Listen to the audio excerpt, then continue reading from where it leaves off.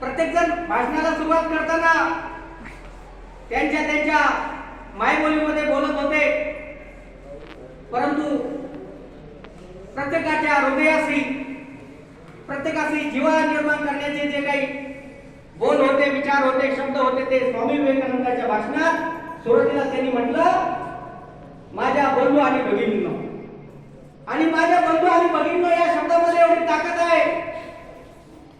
त्या परिषदेला जेवढे उपस्थित होते सर्वांनी टाळ्याचा कडकडाट केला आणि स्वामीजींचे विचार ऐकण्यासाठी सर्व असे उत्स्फूर्त झाले.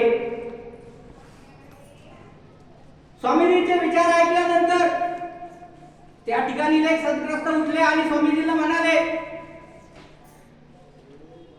तुम्ही ज्या ग्रंथाचं प्रतिनिधित्व करत आहात, स्वामी विवेकानंदजी त्या ठिकाणी शिकागो परिषदेमध्ये हिंदू धर्माचा जो काही धर्मग्रंथ आहे, कोणता आहे, कोणता धर्मग्रंथ आहे, श्रीमद भगवद्गीता, हा श्रीमद भगवद्गीता ग्रंथ घेऊन त्या ठिकाणी गेले होते. ते सद्ग्रस्त स्वामीजींना म्हणाले, तुमचा धर्मग्रंथ तर तो सर्वात खाली आहे. त्यावर स्वामीजींचे विचार ऐका मुलांनो. स्वामीजी त्यांना म्हटले, माझा धर्मग्रंथ खाली आहे म्हणूनच एवढे असंख्य ग्रंथ माझ्या ग्रंथावरती काय आहे, उभे आहेत. माझा ग्रंथ जो आहे तो बेस आहे, माझा ग्रंथ जो आहे तो पाया आहे. आणि म्हणून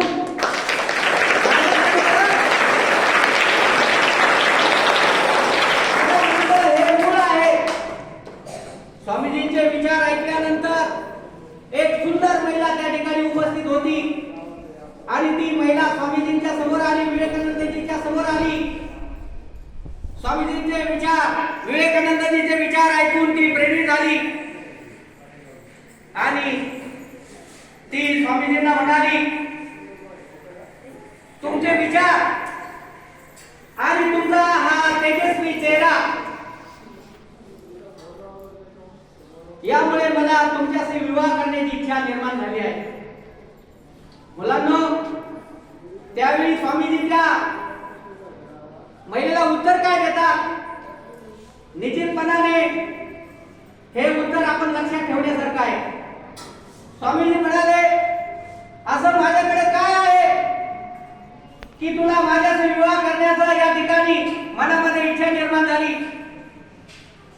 त्यावेळी तिने स्वामी विवेकानंदांचे विचार आणि त्यांचा तेजस्वी चेहरा, सुंदर चेहरा याचं वर्णन केलं.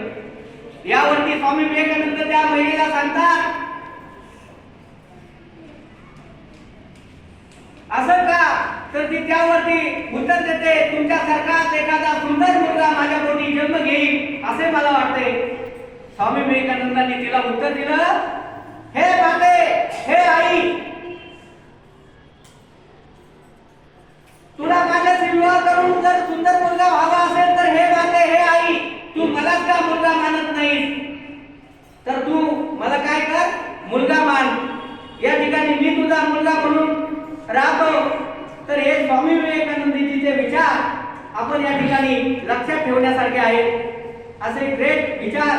म्हणून मला या ठिकाणी तुम्हाला सांगावं असं वाटतं, केस वाढून पहा, एक स्वामीजींचा विचार मला या ठिकाणी आठवतो, सर, केस वाढून देवानंद होण्यापेक्षा, केस वाढून देवानंद होण्यापेक्षा डोक्यामध्ये, बुद्धीमध्ये विचार वाढून स्वामी विवेकानंद व्हा.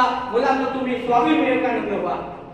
आणि म्हणून खऱ्या अर्थानं माणसाचे महत्व असेल, माणसाची किंमत असेल, माणसाची इज्जत असेल, माणसाला मिळणारा सन्मान असेल, तो केवळ त्याच्या कर्तृत्वाने आणि त्याच्या विचाराने त्याला मिळत असतो.